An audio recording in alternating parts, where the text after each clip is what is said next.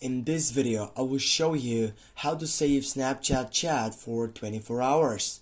Firstly, when you get into that fiction to take up and simply save that chat for 24 hours, you need to get from here and go to your chat selection on the second button right here, and then you need to open up a side section, for example like this one, and now from here, or if you get back and if you tap and hold on it, you're gonna see more option. Go on that side, and then simply what you need to select, then you need to go on the right option, and right here that option is by getting right down for the selection delete chat. Just go on it, and now just go 24 hours after viewing if you want to take over that chat for 24 hours.